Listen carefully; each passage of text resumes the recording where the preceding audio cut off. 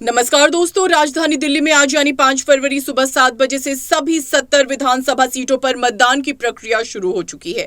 दिल्ली के मतदाता अपने मताधिकार का प्रयोग कर रहे हैं और चुनावी मैदान में उतरे प्रत्याशियों की किस्मत ईवीएम में कैद हो रही है।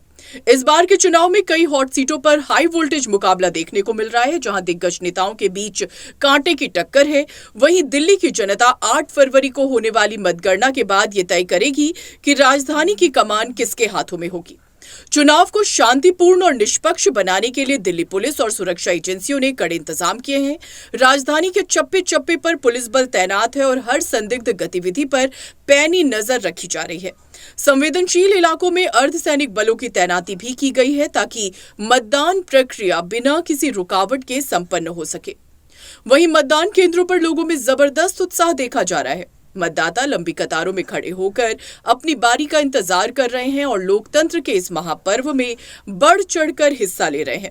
इस बार की चुनावी प्रक्रिया को और अधिक सुचारू बनाने के लिए प्रशासन ने कलर कोडिंग सिस्टम लागू किया है, जिससे मतदाताओं को अपने पोलिंग बूथ तक पहुंचने में किसी प्रकार की दिक्कत नहीं हो रही है। एक मतदाता ने बताया कि इस बार चुनावी व्यवस्था पहले से काफी बेहतर है और पोलिंग बूथ को लेकर किसी भी तरह का भ्रम नहीं है। तो हम दोनों ने अपनी अपनी कैटेगरी में पहला वोट दिया है। कैसा अनुभव है? अच्छा है, व्यवस्थाएं पहले से भी अच्छी हैं। एक बहुत बड़ा चेंज जो दिखा है, पिछली बार लोग कंफ्यूज होते थे कि मेरा इस बूथ पे है या दूसरे बूथ पे है। कई बार वहां जाके हमें पता चलता सीरियल नंबर इसमें नहीं उसमें है।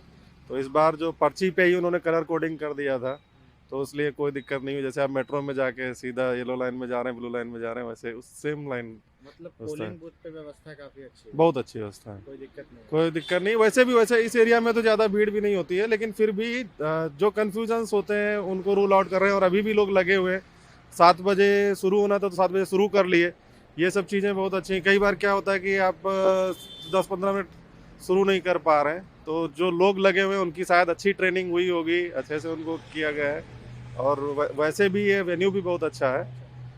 क्या मुद्दे रहे, क्या सोचकर आपने मतदान किया, क्या जहन में था? अब मैं उसको बोल नहीं सकता। सबसे बड़ा इश्यू ये है कि बस यही समझिए कि एक अच्छे दिल्ली के लिए वोट दिया है। हमें कई बार बुरा लगता है, दिल्ली के हार्ट में रहते हैं और इतनी बुरी हालत है दिल्ली की। अब उसके मैं किसी एक पार्टी को या किसी एक नेता को जिम्मेदार नहीं मान सकता, लेकिन ये सिस्टमिक इम्प्रूवमेंट कुछ हो, ये इस उम्मीद के साथ दिया है।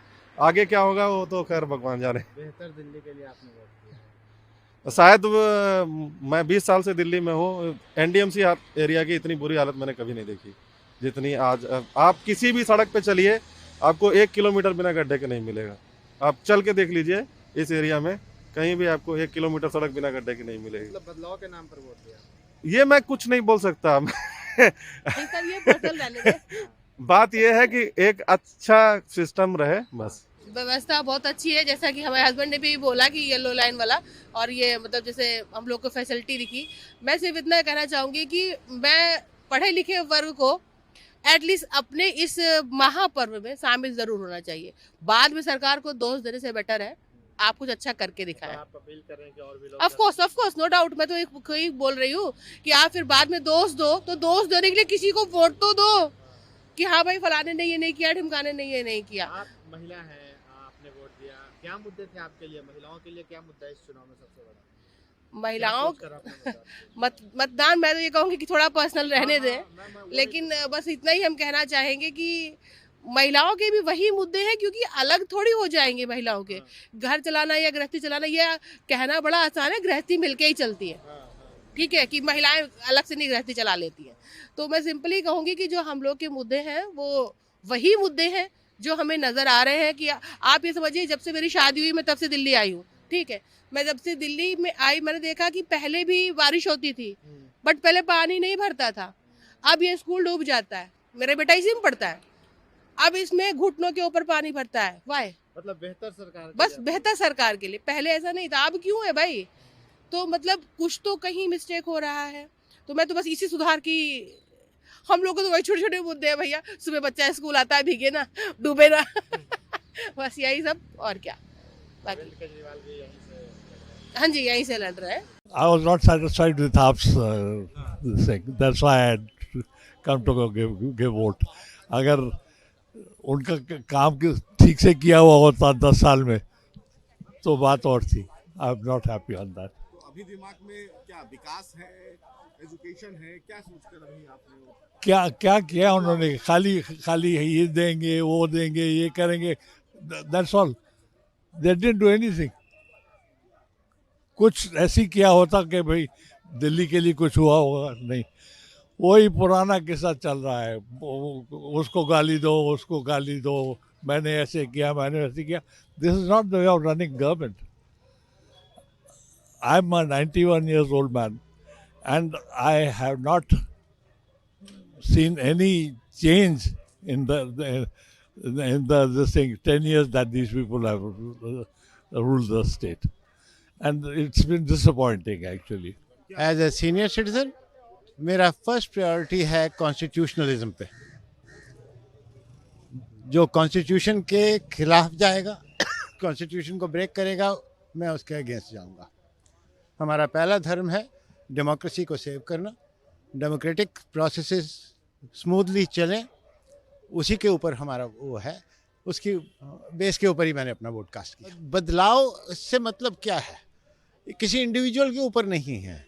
कोई भी गवर्नमेंट क्या फंक्शन कर रही है, क्या वो सारे तबके के ऊपर एंटायर पॉपुलेशन का वो डेवलपमेंट करने कर रहे हैं, या एक स्पेसिफिक सेक्शन का ही कर रहे हैं. जो those who are more needy need more support, and the parties that are supporting the more needy is the one I prefer. भाई ये देश में शांति रहे, अखंडता रहे, सब एक बने रहे, राष्ट्र हित हो, बस. और क्या है. सर अभी तो वोट किया ही नहीं, अभी तो मुद्दा ही रह गया हमारा. हमारे पास सामान है जो अंदर के लॉकर की सुविधा नहीं है.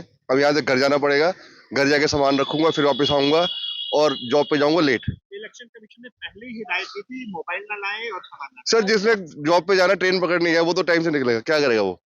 उसको तो सुविधा चाहिए ना. आपको लॉकर की सुविधा देनी चाहिए. यहाँ पे क्यों नहीं दे रहे आप? महिलाओं की सुरक्षा, जो मोदी जी सबसे पहले कहते हैं, महिला सुरक्षित है तो देश सुरक्षित है, क्योंकि एक महिला ही है जो राष्ट्र का निर्माण करती है.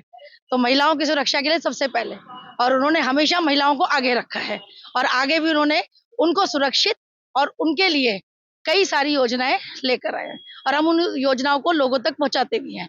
तो मैंने पहला वोट अपना आज मोदी जी के नाम. अशोक कपूर मेरा शुभ नाम. और मुद्दा तो ये है कि पहली बात तो ये है कि सबको वोट डालना चाहिए, सबका अधिकार है. और दूसरा ये है कि कुछ चेंज होना चाहिए. एक ही तरह से हम एक ही ट्रैक पे जो चल रहे हैं, उसमें कुछ ना कुछ डिफरेंट हर एक के अपनी अपनी में एक्सपेक्टेशन होती है, और वो एक्सपेक्टेशन पे कोई लोग खरे उतर पाते हैं, कोई लोग खरे नहीं उतर पाते. तो अब जनता को भी ये चाहिए कि कोई भी मुद्दा है, चाहे आपका रोजगार का मुद्दा है, कामकाज का मुद्दा है, किसी भी तरह का, तो उस मुद्दे पे वोट दें.